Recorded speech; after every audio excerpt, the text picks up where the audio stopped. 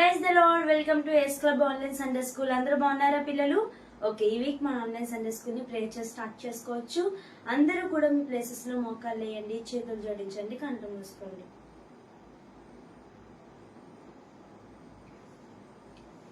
యేసయ్యా, మమ్మల్ని Sunday school కి తీసుకొచ్చినందుకు వందనాలు యేసయ్యా. కథ ద్వారా మా అందరితో మీరే మాట్లాడండి. యేసు నామంలో అడుగుచున్నాం తండ్రి, ఆమేన్. ఓకే పిల్లలు, ఫస్ట్ స్తుతి ఆరాధన పాడుకోవచ్చు. ఓకేనా? ఆర్ యు ఆల్ రెడీ పిల్లలు? ఓ ఎస్ ఎస్ జీసస్. ఓకే. స్తుతి ఆరాధన పైకి వెళ్తుంది, ఆశీర్వాదము కిందకి వస్తుంది. స్తుతి ఆరాధన పైకి వెళ్తుంది, ఆశీర్వాదము కిందకి వస్తుంది. మన ప్రభువు గొప్ప శక్తివంతుడు, చూడు మనలను ప్రేమించెను. మన ప్రభువు గొప్ప శక్తివంతుడు, చూడు మనలను ప్రేమించెను. హల్లెలూ హల్లెలూయా, హల్లెలూ హల్లెలూయా, హల్లెలూ హల్లెలూయా, హల్లెలూ హల్లెలూయా. స్తుతి ఆరాధన పైకి వెళ్తుంది, ఆశీర్వాదము కిందికి వస్తుంది. స్తుతి ఆరాధన పైకి వెళ్తుంది, ఆశీర్వాదము కిందకి వస్తుంది. హల్లెలూయా హల్లెలూయా. ఓకే పిల్లలు, కావ్ కావ్ అంటూ కాకి అనే పాటను పాడుకోవచ్చు. ఓకేనా? ఓకే. కావ్ కావ్ అంటూ కాకి ఎగిరింది చూడు పై పైకి, కావ్ కావ్ అంటూ కాకి ఎగిరింది చూడు పై పైకి.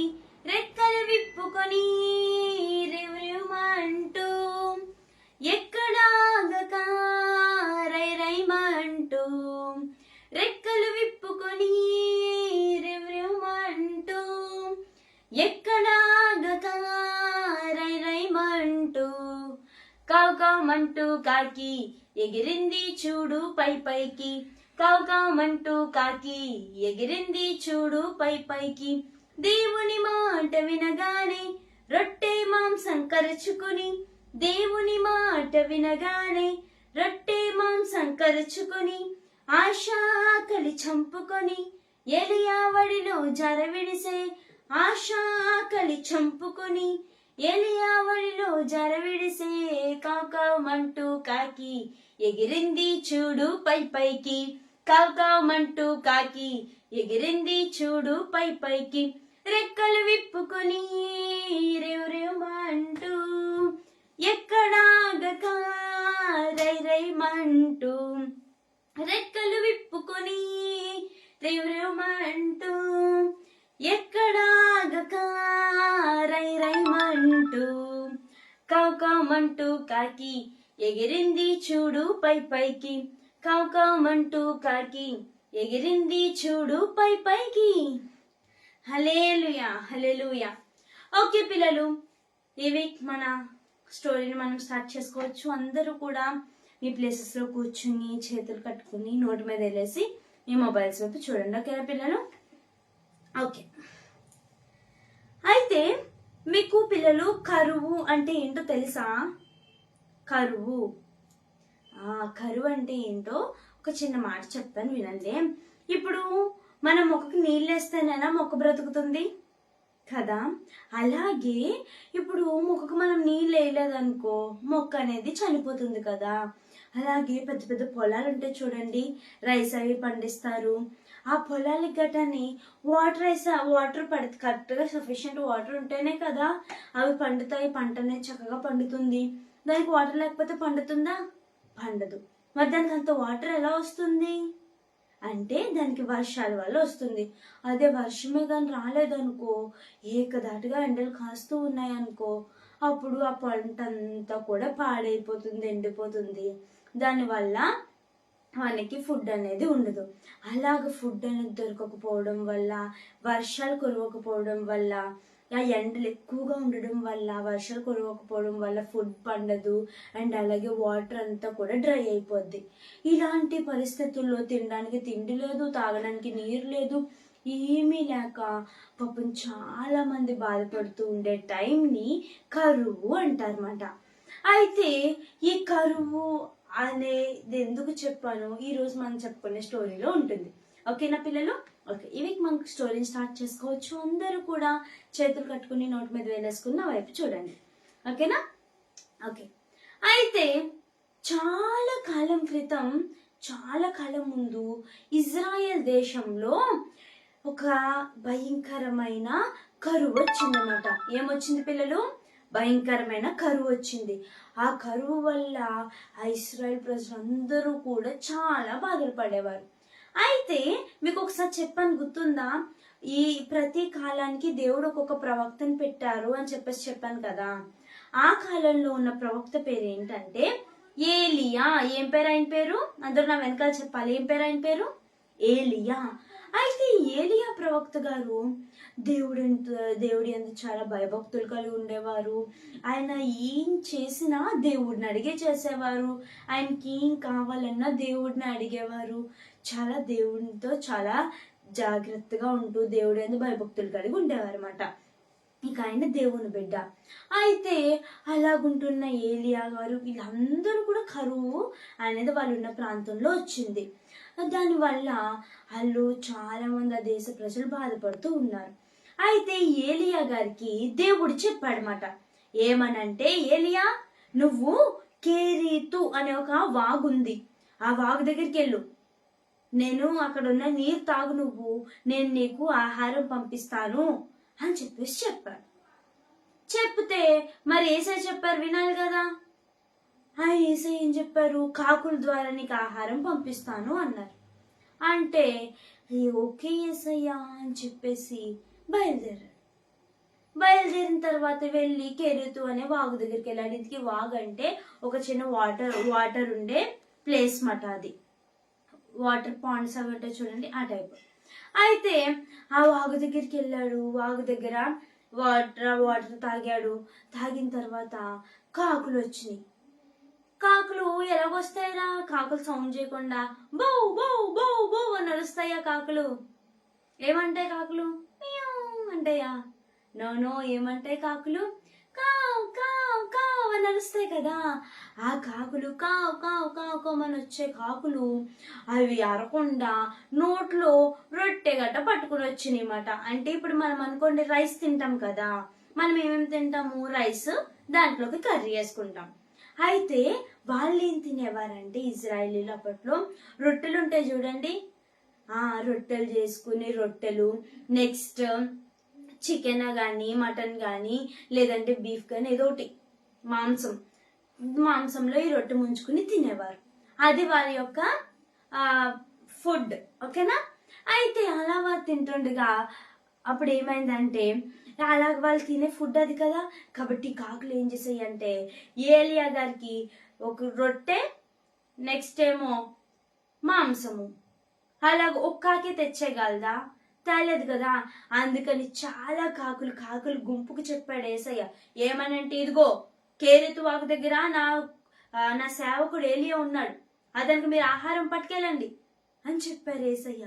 మరి ఏసై మాట వినాలి కదా. కాకులు కూడా ఏసై చేసిన సృష్టి కదా, కాబట్టి అవి కూడా ఏసై మాట విన్నాయి. అప్పుడు ఆ కాకులు ఓ కాకి రొట్టె పట్టుకుని ఇంకో కాకి మాంసం పట్టుకుని రావడం. పొద్దున్నే వచ్చినాయి కాకులు. వచ్చి ఏలియా వాడిలో ఆ కాకులు ఆ రొట్టెను మాంసం వేసాడు. కావు కావు కావు కావమని ఎగిరెళ్ళిపోవడం. అలాగా రొట్టె మాంసము ఆ ఏలియాకి ఎంత కావాలో అంత కూడా తీసుకొచ్చి పెట్టేసి అవి వెళ్ళిపోయి మళ్ళీ సాయంత్రం వచ్చాయి. సాయంత్రం కూడా సేమ్ అలాగే రొట్టె మాంసము పట్టుకొచ్చి ఇచ్చాయి. ఏలియాకి ఇచ్చేసి వెళ్ళిపోయాయి. ఏలియా వాటిని పట్టుకుని, ఏసయ్యా ఇవి నాకు ఇచ్చినందుకు థ్యాంక్ యూ అని చెప్పి తినేసేవారు. తినేసి అక్కడ ఉన్న వాటర్ తాగేవారు. అలాగా ఆ కరువు కాలంలో ఏలియా గారు దేవుని కృపను బట్టి ఆ యొక్క రొట్టె మాంసము తింటూ ఆయన కడుపుని నింపుకునేవారు. ఆ కరువు కాలంలో చాలా మంది చనిపోయేవారు ఆకలితో బాధలు తట్టుకోలేక. కానీ దేవుని నమ్ముకుని దేవునిపై నమ్మకం ఉంచిన ఏలియాని మాత్రం దేవుడు వదలలేదు. ఏలియాకి కావాల్సిన ఫుడ్ని ఎప్పటికప్పుడు వేసే పంపిస్తూనే ఉన్నారు. ఈ కథ నుంచి మనం నేర్చుకోవాల్సిన నీతి ఏంటంటే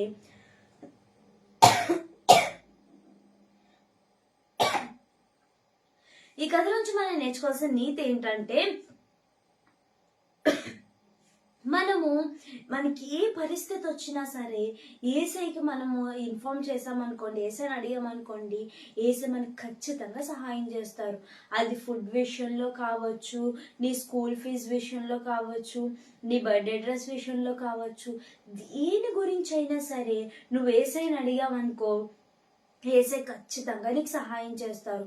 సపోజ్ ఇప్పుడు ఆకలేసేస్తుంది నీకు, సపోజ్ మనమే ఆ కరువు టైంలో ఉన్నామనుకోండి, మనం ఉన్నప్పుడే కరువులు వస్తాయి కదా, ఆ టైంలో కరువు వచ్చింది, మనకి ఆకలేసేస్తుంది, అన్నం లేదు, ఏం చేయాలో తెలీదు.